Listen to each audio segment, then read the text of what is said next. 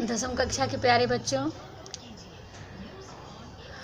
George पंचम की नाक शीर्षक पाठ को लेकर मैं आप सबों के समक्ष उपस्थित हूँ। पहला भाग पिछले वीडियो में आप लोग देख चुके हैं और उसमें आपको कुछ तथ्यों की जानकारी भी हो गई है।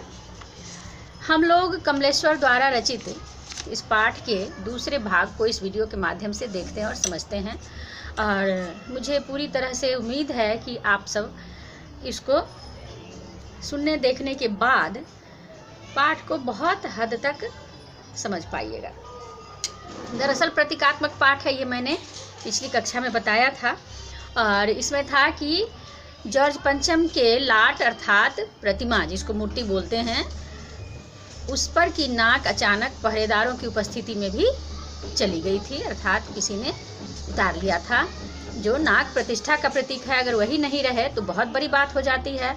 और जैसा कि आप सब जानते हैं कि रानी एलिजाबेथ के साथ जॉर्ज पंचम भी आने वाले हैं, तो भारत में भी थोड़ा हड़कंप सा मचा हुआ है कि उनके स्वागत की कैसी तैयारी की जाए, कैसे क्या किया जाए, सड़कों को जवान बनाया जाए, अच्छे से तैयारियां की जाए। बल्कि अखबार के सारे पन्ने उन्हीं के समाचारों से रंगे पटे पड़े मिलते थे उस समय। इस पाठ में लेखक ने सरकारी तंत्र की जो व्यवस्था है और उसके अंदर जो बुराइयां हैं उसको खुलकर व्यंग के माध्यम से उजागर कर दिया है कमलेश्वर जी ने। श्री कमलेश्वर जी अपनी लेखनी के माध्यम से ये बताना चाहते हैं कि दरअसल लोग हकीकत में नहीं जीते, और उस लाट अर्थात मूर्ति पर जो नाक लगाने की प्रक्रिया होती है वो बड़ी ही हास्यास्पद है। हमारे देश के जो गणमान्य नेता, सम्मानित पुरुष, उन सब के नाक को लेकर के लगाने की बात होती है। मूर्तिकार को ये भी मतलब कि सुझाव दिया जाता है कि आप लोग इसको डाल के देखिए। दूर दराज के पहाड़ों से पत्थर लाकर उसको डालने की बात होती है कि लगाया जाए, और अंत में जो हमारे देश के युवा शहीद जो थे उनकी नाक लगाने की बात होती है। लेकिन कोई भी नाक बच्चों उस पर फिट नहीं आती है, और अंततः यह चीज़ होता है कि चलो इतने जो हमारे देशवासी हैं करोड़ों करोड़, उनमें से किसी साधारण व्यक्ति की नाक लगा दी जाए। बच्चों, आप सब समझ सकते हैं कि लेखक ने क्या कहना चाहा है कि हमारे देश के जितने भी निवासी हैं वो उस जॉर्ज पंचम से ऊपर की चीज़ है, ऐसा हमारे लेखक का मानना है। उन्होंने परोक्ष रूप से, मतलब कि अप्रत्यक्ष रूप से यह दिखाया है कि चाहे कितना भी बड़ा राजा हो या कितना भी बड़ा बाहरी व्यक्ति हो, विदेशी हो, वह हमारे देशवासियों के समक्ष टिकने योग्य नहीं है। और चूँकि हमारा देश स्वतंत्र हुआ था अंग्रेज़ों की गुलामी के बाद, तो ये हम सबको पता था कि किस तरह की स्थितियां बनी थी और कैसे उन लोगों ने हमारे देश पर अत्याचार करके अपने शासन को जारी रखा था। और जब कहीं किसी की नाक नहीं उस पर लगती है तो मूर्तिकार लाचार हो जाता है, और लेकिन उसकी जो क्षमता है उसका सदुपयोग करना चाहता है, क्योंकि उसको ही उसके लिए नियुक्त किया जाता है कि तुम्हारा ही ये काम है। और लास्ट में होता क्या है कि अखबारों में यह सिर्फ छाप दिया जाता है कि नाक का मसला हल हो गया है, और राजपथ पर इंडिया गेट के पास वाली जॉर्ज पंचम की लाट को अर्थात प्रतिमा को नाक लगा दी गई है। और फिर क्या हुआ कि एक बार तो नाक चली गई थी, तो नाक लगाने के बाद या पहले जिस समय लग रहा था उस समय हथियारबंद पहराव के पहरेदारों की तैनाती हुई। मूर्ति के आसपास का तालाब सुखाकर साफ किया गया। मतलब जितनी भी बेवकूफ़ियाँ थी वो कर ली गई।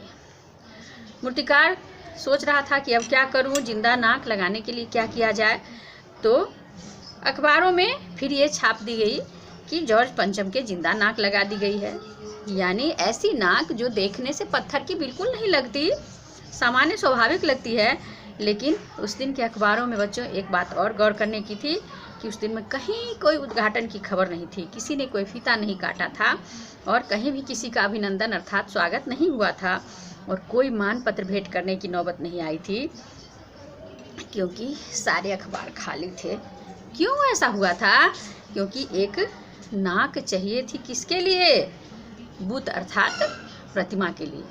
प्रतिमा, मूर्ति और बुत सब एक दूसरे के पर्याय हैं। बुत जो है वो उर्दू शब्द है। बच्चों, पूरे पाठ में लेखक ने यह दर्शा दिया कि व्यक्ति अगर मानसिक रूप से स्वतंत्र नहीं हो तो उसकी स्वतंत्रता सच्ची नहीं होती। नहीं तो रानी एलिजाबेथ और जॉर्ज पंचम के आने पर इतनी हाय तौबा नहीं मचती और सरकारी तंत्र में इस तरह की बात नहीं होती।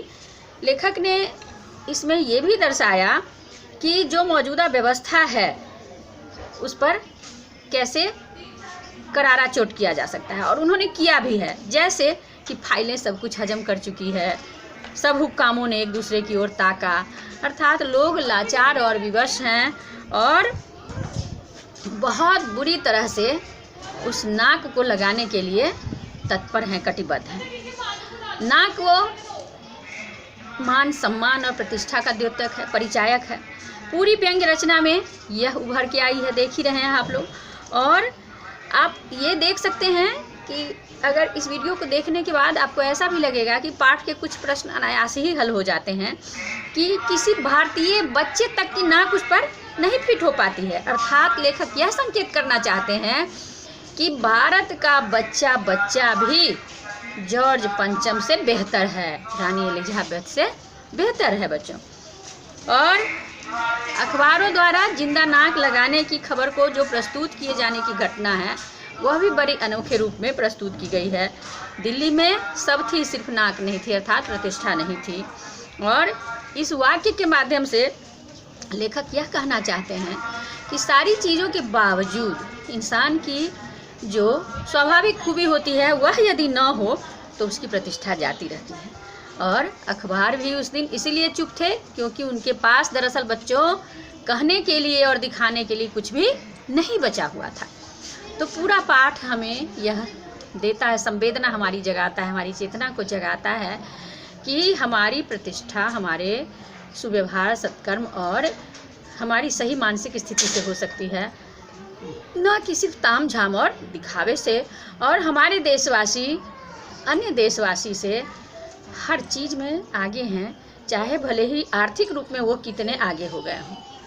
तो हम सब समझ रहे हैं कि इस पाठ के माध्यम से हम एक सीख ले रहे हैं और आने वाले दिनों के लिए भी अपने आप को अच्छे रूप में तत्पर कर सकते हैं। हमने आपको पहले भी बताया बच्चों कि आप लोग भविष्य हैं हमारे देश की, हमारे समाज की। तो आप सबको उसी हिसाब से जीवन यापन करना है और अपनी दिनचर्या को भी उसी तरह से लगाना है।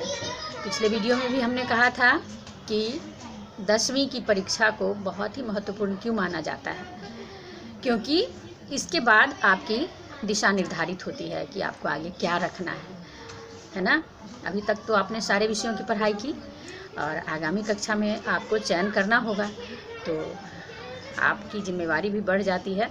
इसलिए अच्छे से पढ़िए, खूब मन लगाकर पढ़िए, अपने समय का सदुपयोग कीजिए, ठंड से बचिए, कोरोना से भी बचिए जिसके लिए आपके स्कूल बंद हैं, और मनोयोग से सब कुछ कीजिए।